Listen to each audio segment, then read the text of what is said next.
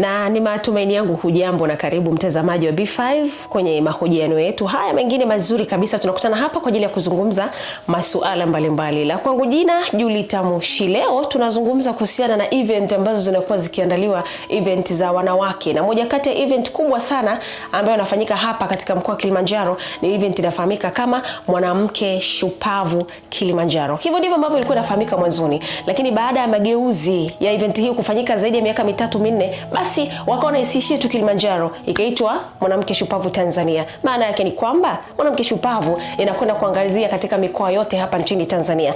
Leo studioni niko na katibu ambaye anahusika moja kwa moja na event hii, ambaye pia anahusika na masuala ya uandalizi, maandalizi ya event hii. Inafanyika wapi? Itafanyikaje mwaka huu tofauti na miaka mingine iliyopita? Niko hapa na Bi Deborah Mwamponda ambaye tutazungumza naye kwa uchache tu kuhusiana na event hii kubwa kabisa hapa Tanzania, inafahamika kama Mwanamke Shupavu Tanzania. Deborah, habari ya kwako? Habari ya kwangu ni salama kabisa. Umependeza sana. Asante sana, asante sana. Karibu sana kwenye studio zetu za B5 Media. Nimefurahi kuwepo hapa. Nimefurahi sana. Binafsi Deborah, nikupongeze kwa sababu kwanza kama mwanamke unafanya kazi zaidi ya moja. Yeah. Mwe kuwa mwandishi. Yeah. Lakini vile vile ni MC. Lakini bado ni katibu wa uandaaji wa shughuli hii kubwa kabisa ya Mwanamke Shupavu Tanzania. Yes. Labda kwa kwanza tungependa kufahamu kazi ya UMC umeanza kuifanya rasmi mwaka gani? UMC na miaka kama 8. Yeah. Na shughuli yako ya kwanza ulifanya mwaka gani? Shughuli yangu ya kwanza ya UMC nilifanya mwaka 2015. Ndio. Yeah. Na labda baada ya hiyo kazi ilikufungulia milango mingine ya kazi nyingine au ulipozu kwa muda? Ilinifungulia milango ya kazi mingine mingi sana.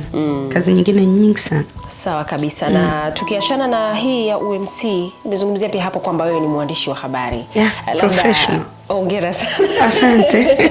Na kwenye tasnia hii ya uandishi wa habari, vipi, umestop kwa muda au bado unaendelea kuwa mwandishi ukiendelea kuwa MC na ukiendelea kuwa katibu wa Mwanamke Shupavu? Mimi ni mwandishi wa habari by profession. Yeah. Nimesomea habari na siwezi kuacha habari. Hongera sana. Kwa sababu maisha tunayoishi ni habari. Yeah. Ni kweli. Na kama MC ambaye umefanya zaidi ya miaka 8, ni tukio gani kubwa ambalo kila ukilikumbuka unasema ili tukio sitolisahau kabisa kwenye kazi zangu zote? Liwe zuri ama liwe baya? Umenikumbusha nyuma kidogo. Nilifanya shughuli ilikuwa na watu wengi sana. Ilikuwa na watu zaidi ya 800. Ndio shughuli yangu, nimeshazoea kufanya shughuli ya watu 300, 400, 500.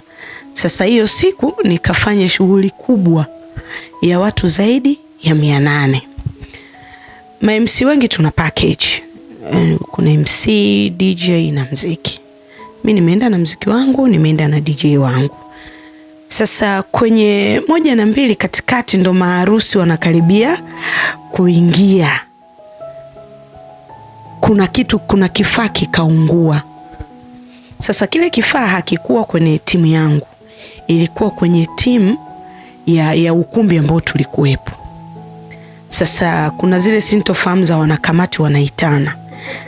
Sasa mimi niko pembeni nasikiliza. Umeona, hawajajua kwamba shida sio mziki wangu. Sio package yako. Sio package yangu. Shida iko kwenye umeme ambao tunautumia wa ukumbini. Kuna kifaa kikawa kimeungua. Sasa ile wanakamati, umeona, wanaitana. Sasa mimi ndo shughuli yangu ya kwanza kubwa.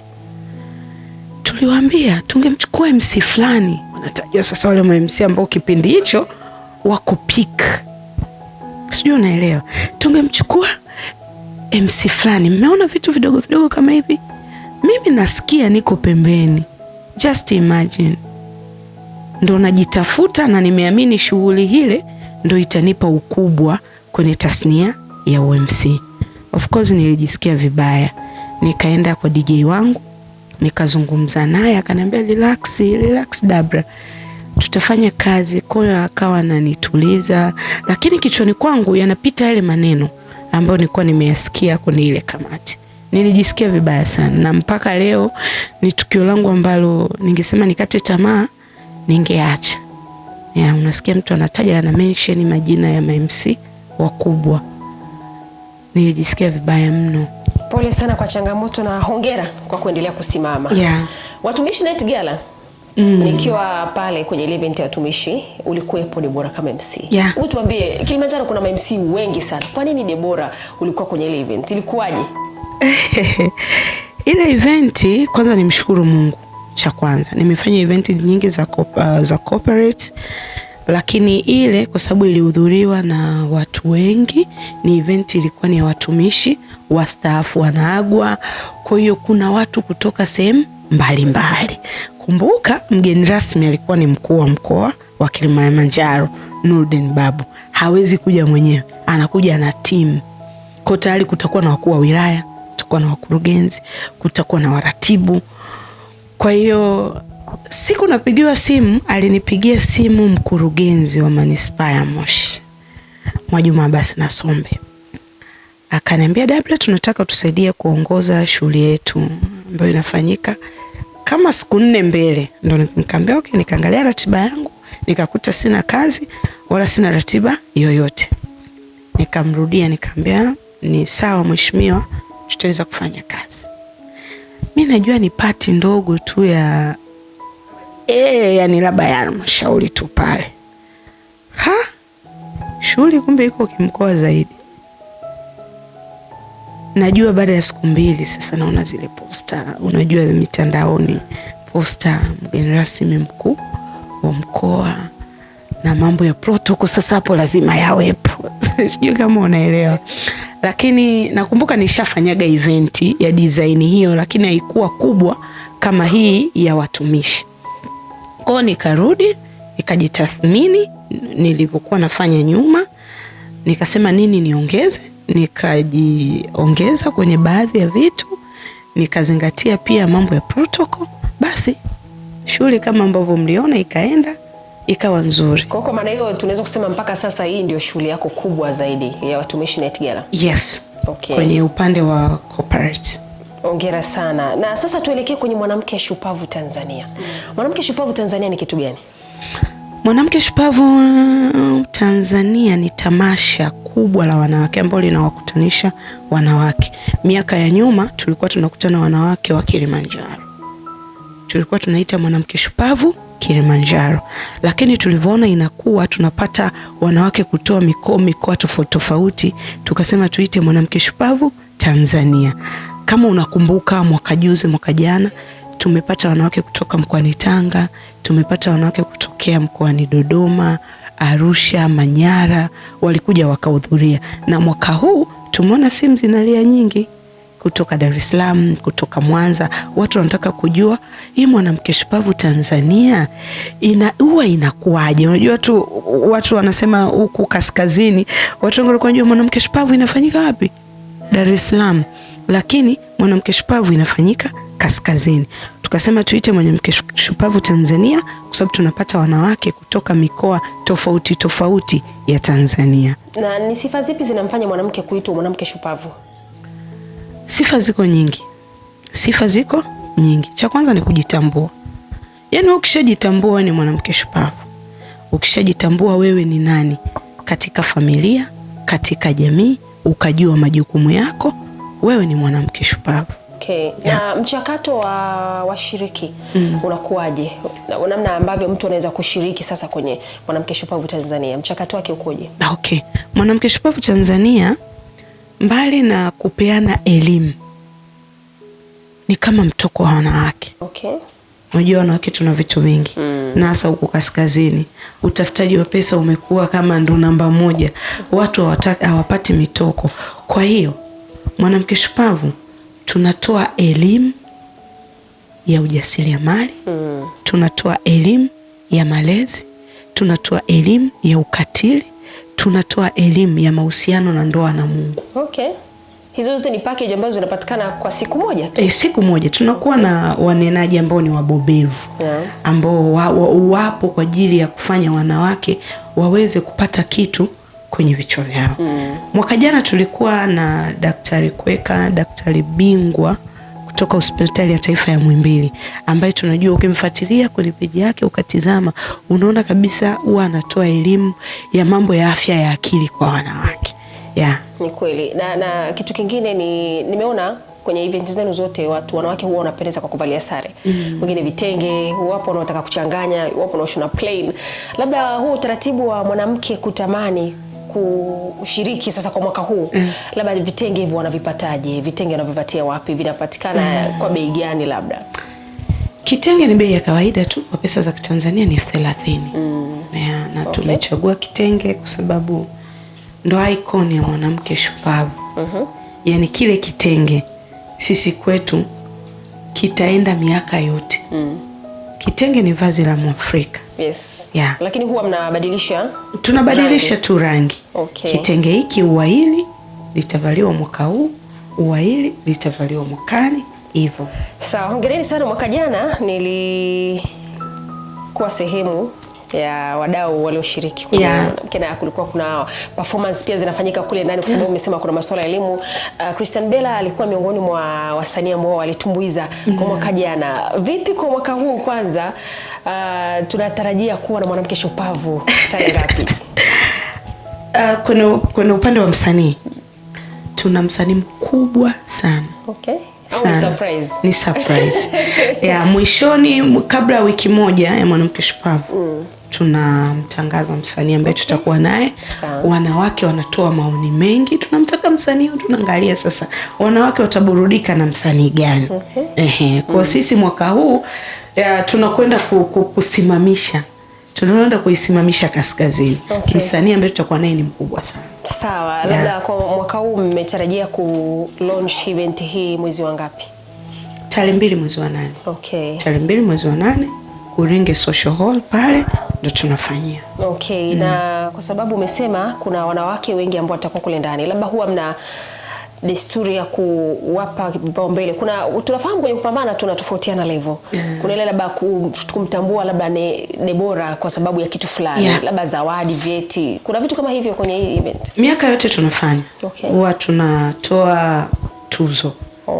Tunatoa tuzo na tunamshukuru Mungu, event ya mwanamke shupavu inawakutanisha wanawake wa aina tofauti. Tunakuwa na wakulima, tunakuwa na wafugaji, tunakuwa na wajasiriamali, tunakuwa na wafanyabiashara wakubwa, tunakuwa na wafanyabiashara wa kati.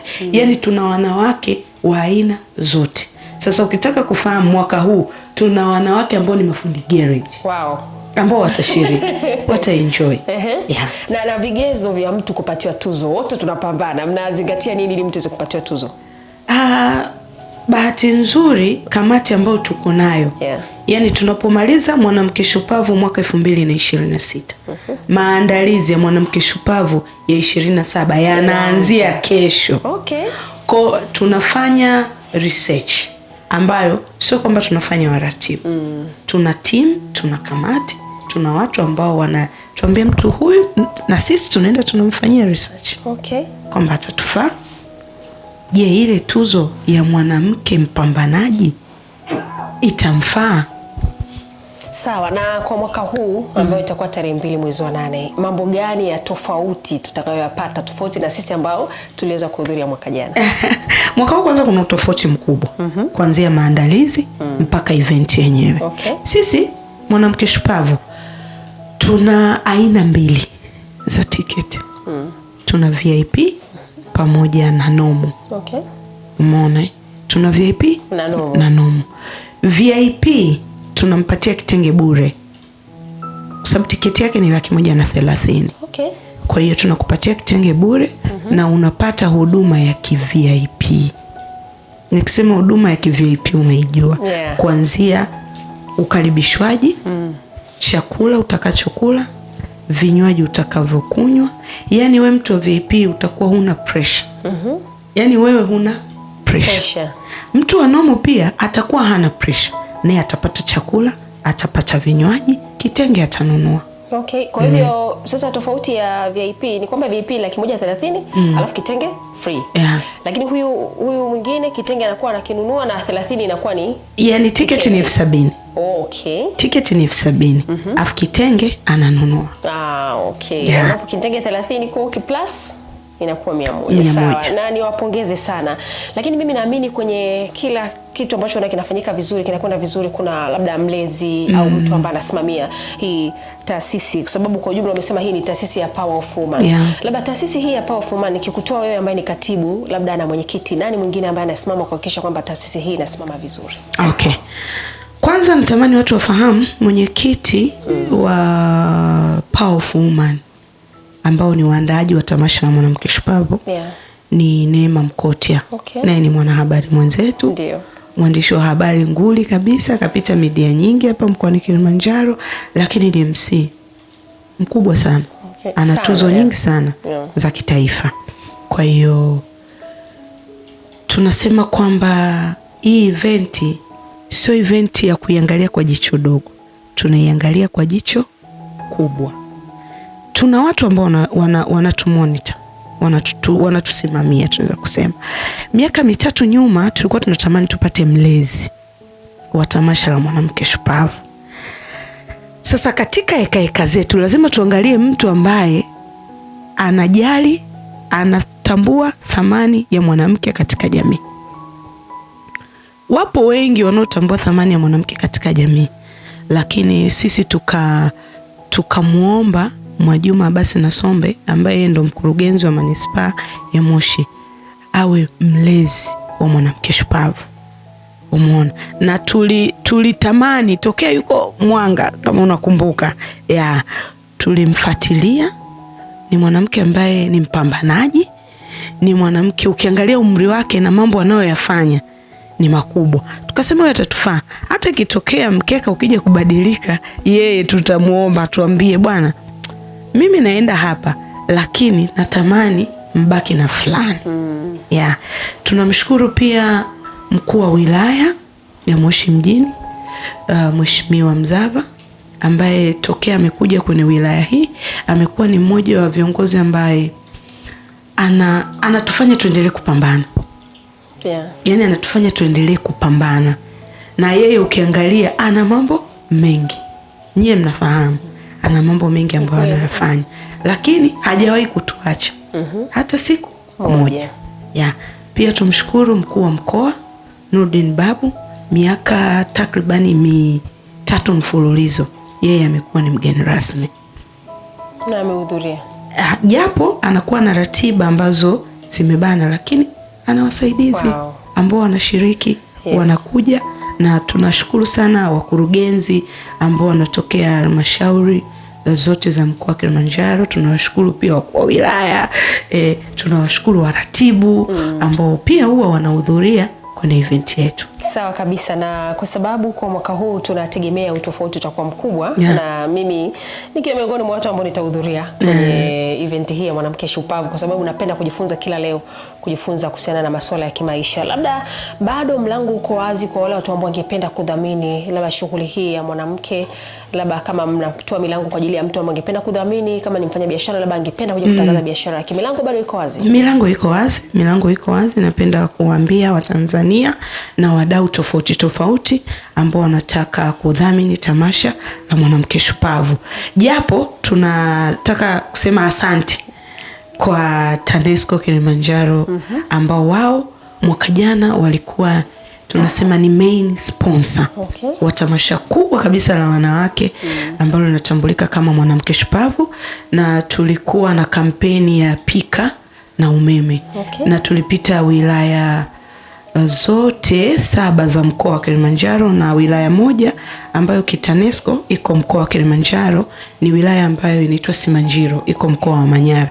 Tulipita tukatoa elimu jinsi ya kutumia nishati safi. Kwa sababu tunakwambia nishati safi ndio inayotufanya sisi tuone hali ya hewa ni nzuri. Ukipikia mkaa kata miti bila vibali. Kwa kuna vitu vingi. Kwa mimi nawashukuru sana TANESCO, na tunawashukuru tena kwa mara nyingine mwaka huu wapo na sisi kwenye tamasha la mwanamke shupavu. Nipende pia kutoa shukrani zangu za dhati sana kwa mwanamama ambaye tumeanza naye miaka mingi, anaitwa Furaha Vitambaa. Sijui kama ushaimsikia. Yani Furaha Vitambaa tuko naye tokea tunaanza eventi ya mwanamke shupavu. Lakini pia tunatambua na tunathamini anachokifanya Deki Electronic kwenye tamasha la Mwanamke Shupavu. Ni mmoja wa wadhamini wetu.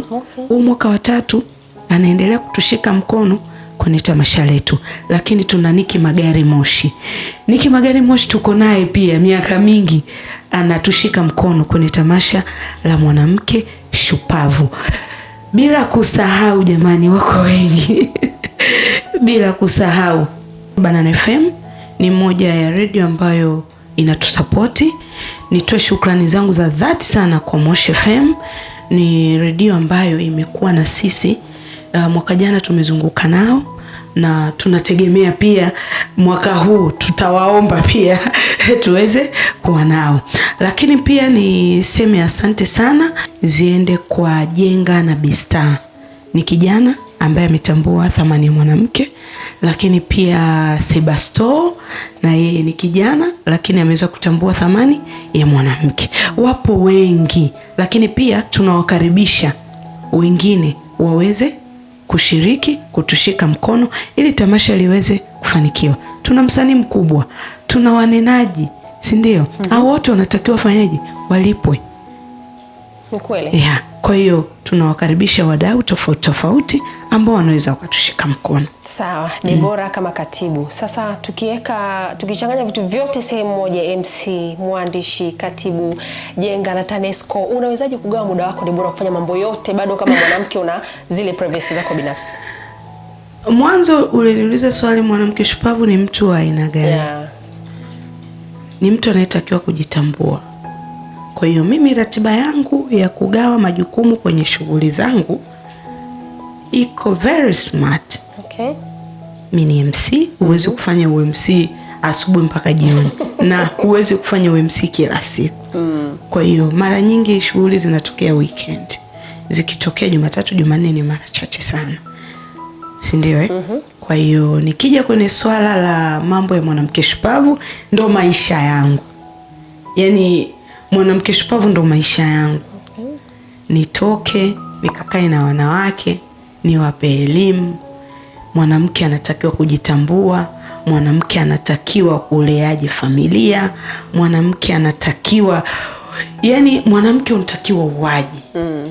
Kuna dhana ipo ya kwamba mwanamke akienda kwenye haya matamasha, kuna namna anaenda kuharibiwa, anajazwa maneno. Sijui unaelewa. Sasa sisi moja ya topic ambayo huwa tunaizungumza ni ndoa na Mungu. Sio watu wanaohudhuria wote hawajaolewa, hapana. Wengi wao wote wameolewa, wana ndoa zao. Kwa kuna namna tunakuwa na wachungaji pale ambao wanazungumza namna ya kuishi na mume, namna ya kumhendo mume wako, namna ya kumpa nafasi mume wako. Umeona? Kwa kule hatumfanyi eti mwanamke aharibike. Hapana. Tuna topic nyingi, tuna malezi, tuna ukatili wa kijinsia, tuna ndoa na Mungu, na wanaokuja kuzungumza wote ni wabobevu wa hizo mada ambazo nimekuambia. Sawa. Kwa mfano sasa hivi bado kuna mtu angetamani kushiriki, umesema ni tarehe 2 mwezi wa 8, leo ndo kwanza tuko kwenye tarehe 7 mwezi wa 7. Kuna mtu angetamani kushiriki kama mwanamke, amekusikia leo, amehamasika, amevutiwa, anafanyaje ili kuweza kushiriki kwenye event hii? Kushiriki tuna page zetu. Ukipita kwenye page ya Instagram kuna Mwanamke Shupavu Tanzania, pale utaona matukio yote. Umeona? Na tunauza ticket ambapo tuna mawakala ambao tumewapoint kwa ajili ya kutuuzia ticket. Wakala wetu Furaha Vitambaa anapatikana Double Road Moshi mjini pale karibia na Deki Electronic. Lakini pia kuna Ladies Junction, ukienda pale maeneo ya Mbuyuni, wale wa Mbuyuni pale wanakutana na Ladies Junction, ni makutano ya wanawake. Kwa tumeweka pia pale tiketi zetu. Kuna Shalon Correction pale Mbuyuni, ni eneo lina watu wengi. Lakini kwa watu wa Soweto kuna dada anaitwa Wed Collection, pia anatuuzia tiketi. Bila kusahau watu wa wilaya Hai. Kule wilayani Hai tuna dada anaitwa Aba Food. Yeye ni mmoja wa watu ambao ni wakala wetu. Lakini bila kumsahau Nat Beauty. Yaani hivyo vitu vyote vinadili na wanawake kwenye upande wa tiketi. Lakini Dodoma pia tuna mawakala, kuna namba tutazitaja. Dodoma tuna mawakala, Dar es Salaam tuna mawakala, namna ambavyo una uwezo wa kupata tiketi. Tunaelekea ukingoni. Debora, kama MC umewahi kupata kazi ya MC, yani kazi mbili kwa siku moja? Nishawahi kupata. Hiyo unaihendo vipi ili usije ukakosa huku, maana wote wateja? Unafanyaje? Hiyo nilishawahi kupata, lakini ukiwa huna tamaa unaepukana nayo. Nina kazi, lakini kuna mtu akaja kuniambia umelipwa shilingi ngapi? Nimelipwa kiasi fulani. Mimi nakuongezea kiasi fulani. Sasa ukiwa na tamaa unaweza ukaacha ile kazi nyingine ukaenda ile yenye dau kubwa, lakini kwa sababu ushapokea kazi ya kwanza na ukapewa advance, utakiwi kuwa na tamaa, na ni kitu ambacho nakilinda sana, kitu ambacho pia kinaangusha ma MC wengi. Siwezi kupokea kazi mbili kwa wakati mmoja. Na Debora, nikiwa bado tunazidi kusonga mbele, kwa mwaka huu umetuambia kuna wasanii wakubwa, kuna wataalamu wengi ambao watakwenda kutoa elimu. Mimi naamini kama event hii kwa sasa ni mwaka wa 8, bado tuna mbele sana. Mna mbele sana na event hii. Labda ungetamani viongozi gani mashuhuri wakubwa wa kike kwa wa kiume waweze kushiriki kwenye event kama hii? Okay. Cha kwanza tunatamani wanawake viongozi, sababu wale ndo ambao tunawatizama. Tunatamani wanawake viongozi, lakini tunasema raia namba 1. Yeah. Tunatamani siku moja, sijui ni lini, rais wetu Samia Suluhu Hassan tunatamani hata aje kuwa mgeni rasmi kwenye tamasha la mwanamke shupavu. Lakini kuna mwanamama mmoja, ni mwanamama, ni mwanadada, ni mwanamama anaitwa Tulia Ackson.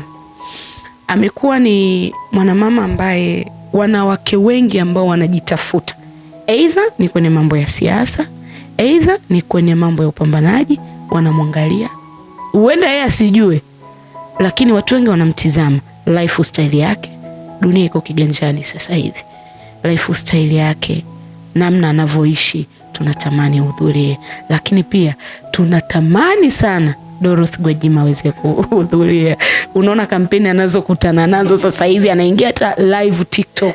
Unaona kabisa huyu mtu anajua wajibu wake, yeye ni mama, anajua wajibu wake katika. Tunatamani, tulishamtafuta mwaka jana, ni vile ratiba zilikuwa zimeingiliana akashindwa kuweza kuhudhuria, lakini singekuwa mambo ya ratiba angehudhuria.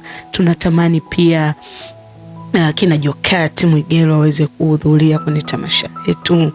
Kina Keisha tunatamani wawepo. Kina Flaviani Matata tunatamani waweze kuhudhuria, watu mashuhuri, kwa sababu wao ni vio vya jamii. Na wengi kuna mtu anakana kwambia mimi natamani kuwa kama Flaviana Matata, natamani kuwa kama Jokati Mwigelo. Sasa tunatamani tuwa connect, wakutane naye, wazungumze naye, ili ajue anaanzia wapi, nini afanye, ili aweze kufika kama walipofika wao. Kama walipofika wao.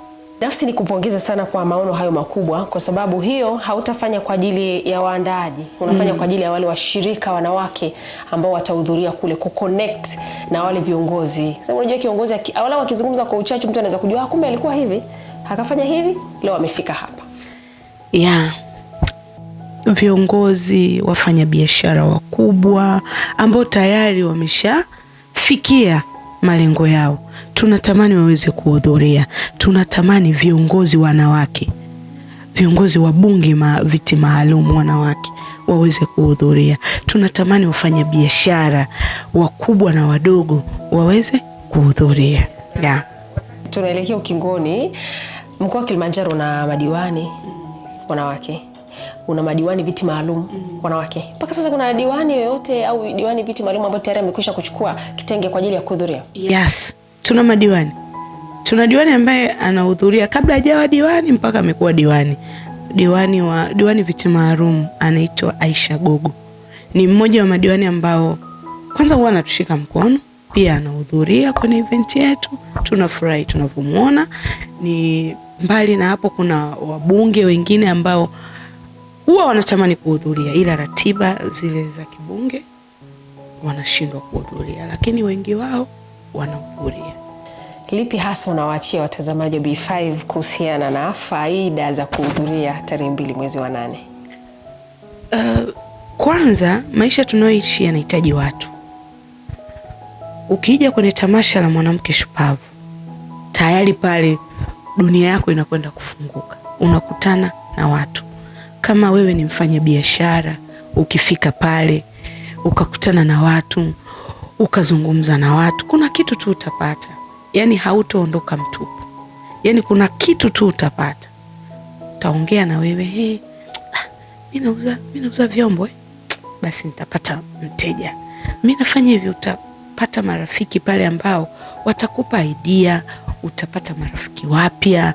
Na siku hizi ile kauli ya kusema adui wa mwanamke ni mwanamke mwenzie haipo tena. Hatupo huko tena, tupo kwa ajili ya kujikwamua. Kwa hiyo mimi naamini wewe mwanamke ambaye utakuja kwenye tamasha kubwa la wanawake la Mwanamke Shupavu Tanzania, kuna kitu utapata. Mtazamaji wa B5 Media, na hivi ndivyo ambavyo tumehitimisha hapa na katibu anafahamika kama Bi Deborah Mwamponda. Usipange kukosa Mwanamke Shupavu Tanzania 2026, inafanyika tarehe 2 mwezi wa 8 pale Kuringe Social Hall. Mimi nitakuwepo. Swali ni kwamba wewe utakuwepo. Kama utakuwepo, dondosha komenti yako kupitia akaunti yetu ya Instagram, utuambie nitakuwepo Mwanamke Shupavu Tanzania. Tunashukuru sana kwa kuwa na sisi.